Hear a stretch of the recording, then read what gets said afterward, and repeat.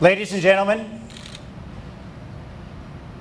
you may have heard that some people down in the prep school wrote some racial slurs on some message boards. If you haven't heard that, I wanted you to hear it from me. If you're outraged by those words, then you're in the right place. That kind of behavior has no place at the prep school, it has no place at USAFA, and it has no place in the United States Air Force.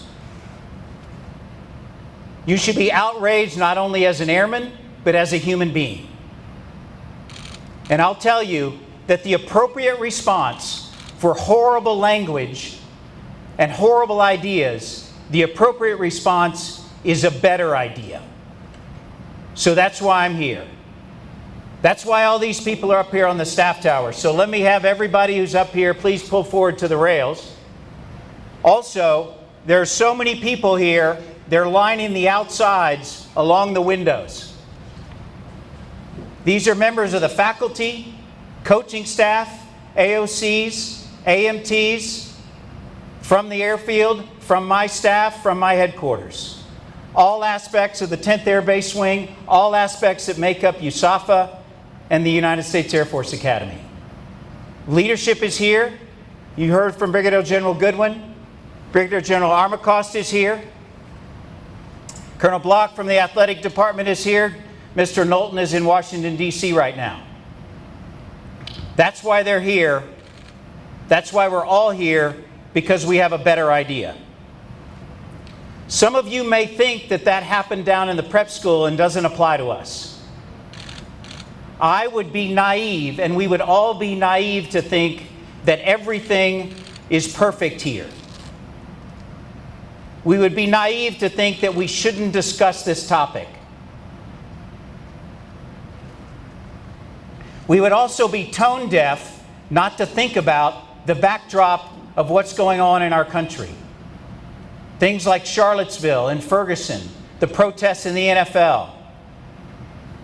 That's why we have a better idea. One of those ideas, the dean brought people together to discuss Charlottesville. Because what we should have is a civil discourse and talk about these issues. That's a better idea.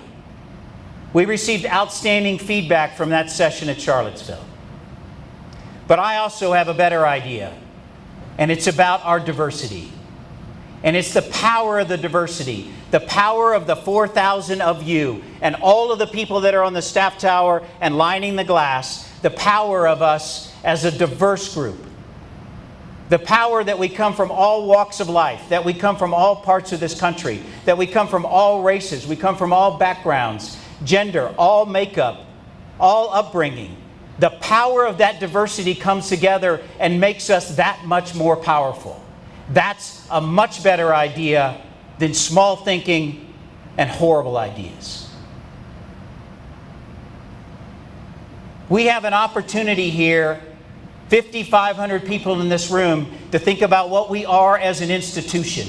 This is our institution, and no one can take away our values. No one can write on a board and question our values. No one can take that away from us.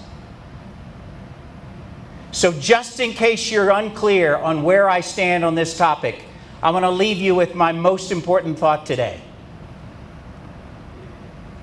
If you can't treat someone with dignity and respect, then you need to get out. If you can't treat someone from another gender, whether that's a man or a woman, with dignity and respect, then you need to get out. If you demean someone in any way, then you need to get out. And if you can't treat someone from another race or a different color skin with dignity and respect, then you need to get out. Reach for your phones. I'm serious. Reach for your phones.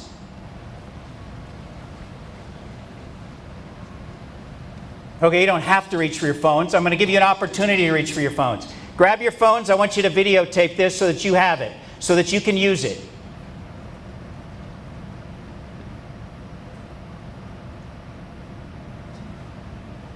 So that we all have the moral courage together All of us on the staff tower, lining the glass, all of us in this room.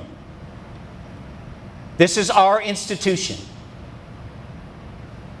And if you need it, and you need my words, then you keep these words. And you use them, and you remember them, and you share them, and you talk about them. If you can't treat someone with dignity and respect, then get out.